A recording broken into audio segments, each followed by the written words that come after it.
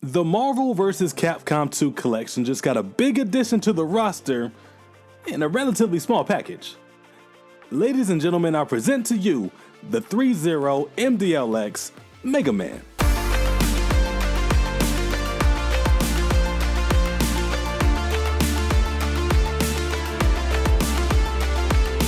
What's going on, folks? Kinda Collecting here, and welcome back to the channel. Now, if this is your first video, again, welcome. And if you've been here before, you know the drill, so what up, oos? Listen, we are still on the road to 2K subs, so don't forget to subscribe and drop a like. It helps me out more than you think, and it's highly appreciated too. Megaman, Rockman, the Blue Bomber. Whatever you choose to call him, this is one of the most iconic characters in gaming history. He may not be in the S tier with Pac-Man, Mario, and Sonic, but he is a solid B tier. Don't fight me, fight your mama. Nonetheless, Mega Man has withstood the test of time, and each iteration has its own fan base, from Battle Network to my personal favorite Mega Man X, and dating back to the original series, which this figure is based on. Now, this figure does a great job recreating Rockman. His details are really nice, accessories, nah. Articulation is just as good, if not better, than any other Rockman on the market, and his tiny stature really helps him stand out. But enough build up, let's talk a little bit. Now, from head to toe, the design of Mega Man is simple, so it's hard to mess up. His color scheme consists of two swatches. It's blue and more blue. But MDLX did a good job adding a more premium feel to help separate him from other Mega Man figures. The lighter shade of blue in his chest, arms, and legs have a higher quality plastic feel to him, while the darker tones of blue in his helmet, gloves, and boots are made of die-cast, I think, which gives the figure a solid weight to it. One thing you don't have to worry about is this little dude getting blown away by the wind. Zoom in on his face and there's even more shades of blue in his eyes, and the print work on his face is flawless. Now, the cut for the torso articulation does cut into Mega Man's otherwise clean design, but it's a necessary evil. The gems inside his ears, blasters, and boots reflect off the light really well, if you can get it at the right angle, and overall, this little dude just has the perfect aesthetics for a figure, and MDLX captured it to a T. So for the details, I'm giving it a 5 out of 5. I love how MDLX executed this Mega Man. One thing I didn't mention too is because of the size of his boots, a lot of other Mega Man figures can't stand on both legs at the same time. This guy doesn't have that problem. The silhouette he leaves behind is undeniable, and he is by far the cleanest looking Rockman in my collection. Much like a parent whose kid just bought home their first C, when it comes to the accessories, I'm not upset, but I am very disappointed. For starters, Mega Man comes with two pairs of hands. He's got a pair of Mink Minks and a pair of blaster holding hands. He also comes with an interchangeable blaster that you can use on either hand, so that's nice. Take off his barrel piece and you can plug in his charged blast effect, which has some great detail to it. It's unnecessary, but it's cool. He comes with an E-tank like he uses in the game to recharge something, and he has two face plates. The first has his blank expression, while the second has a gritted teeth expression. Now, while I like the gritted teeth sculpt, the first expression gives me nothing. And that's all you get for the normal release, folks. However, since I'm Mr. Special, I pre-ordered the event exclusive version, so I got this pixel head. Jealous? Now, on the surface, 10 accessories sounds like a lot, but when you factor in half of those accessories are hands, and 2 of those hands are just made to hold the other hand, it's a little upsetting. Accessories get a 2.5 out of 5.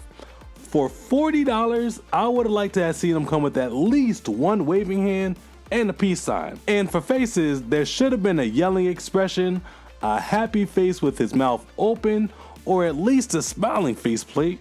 Mega Man is like the Casper of killer androids, so for him to have 0 expressions of joy is a big miss. So when I'm recording these videos, my process is all over the place. I play with the figure, shoot some B-roll, record the accessories, then I talk about the figure, and shoot some more B-roll to fill in the blanks. Throughout that entire process, the articulation held up, for the most part. The second I started filming this articulation section, let me show you. So to start, the head and neck articulation allow for great range of motion. He can rotate, tilt, look up really nice, and down a good amount too. Who's he looking down to? I don't know. The arms hit a nice T-pose, but then I ran into this. For some reason, my left arm on my copy pops out all the time. It goes back in easily enough, and then again, right back off. It will not stay in place. Now, I reached out to Big Bad Toy Store about it, and they refunded me, which is cool, thank you, but MDLX, I want my left arm to work. The right arm has rotation at the shoulder, bicep swivel, double jointed elbows, no forearm swivel surprisingly, and a ball jointed wrist that give him full articulation at the hand. The butterfly joint works surprisingly well on such a small figure too, besides that left arm, and he can go forward that much and backwards a good amount too. The upper and bottom torso movement allow for full swivel, tilt, crunch forward that much, and there's swivel at the waist. The legs can split that much if the leg doesn't pop off on you too. Kick forward that much and back a good amount too. Swivel at the thigh, fantastic double jointed knees, no boot swivel, but there's fantastic swivel and hinge at the foot. Now, because of the weight of the boots, it sometimes throws off the balance in the legs, so be aware. I think the articulation here is a 5 out of 5, but I gotta give it a 3 because of my arm situation. Without that QC issue, this Rockman could pull off any pose you need him to get into. And one thing that I forgot to mention is that the bottom of the boots have magnets in them. Now, they're not particularly strong, and there's not too many places you can stick it on other than the side of your desk and the refrigerator, but it's a nice touch to have. One of the major selling points for me was this dude's height, and I don't care what anybody says. I love the size of this guy. But let's see how he sizes up with some other Megamen and some Marvel vs. Capcom characters. Here's the MDLX Megaman compared to Jada Toys and the Kotobukiya Megaman X. Now, I'm surprised at how close the colors match between Jada and MDLX, but I'm not the biggest fan of the proportions on Jada. I freaking love that model kit though, and I'm definitely going to pick up the MDLX version when it drops, but this one will never leave my collection. Next up is who he'll be spending a lot of his time with on his desk. Here's Mega Man next to the B-Duck and Spy model kit. Now, it'd be cool if somebody made a Tron Bond kit that would go alongside these two, and it wouldn't have to be that big either.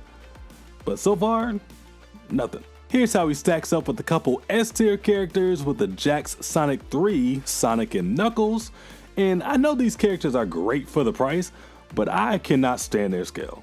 And I know they're closer to the scale of the movie, but I still don't like it. And you can't have a Mega Man comparison without a couple Street Fighters, so here he is next to the Jada Toys Ryu and M. Bison. Here's how he scales next to some other pieces of high tech with the Rebel Tech Iron Man and Marvel Legends War Machine, and I would really like it if Legends gave us a beefed up Tony Stank. Please and thank you.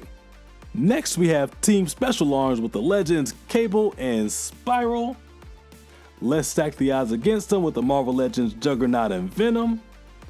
And let's even it out with the Sentinel Spider-Man that may or may not be a KO, the Legends Wolverine, and Select Hulk. So to no one's surprise, scaling gets a 5 out of 5 for me. This is now my go-to Mega Man for my Marvel vs. Capcom shelf. His height is freaking perfect.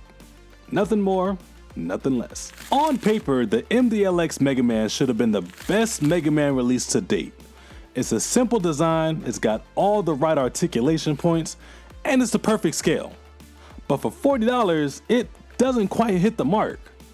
For $40, I need more expressions. For $40, I need more hand options. So for $40, I'm giving the pricing a 3 out of 5. Now, don't get me wrong, I don't mind the price tag that much, but it's the lack of accessories to go along with that tag that drops the score. That'll put the overall score at a 3.7, which is fair. The lack of accessories and the left arm, which seems to be a common thing, really stopped this figure from being an A-tier piece. Mario will never have this issue, but it will forever have a spot in my collection if for no other reason than he is my Marvel vs. Capcom Mega Man. That'll do it for this review. Share your thoughts in the comments down below, and until next time, don't forget to protect your peace, stay young at heart, and remember, we're all kind of collecting something. Peace.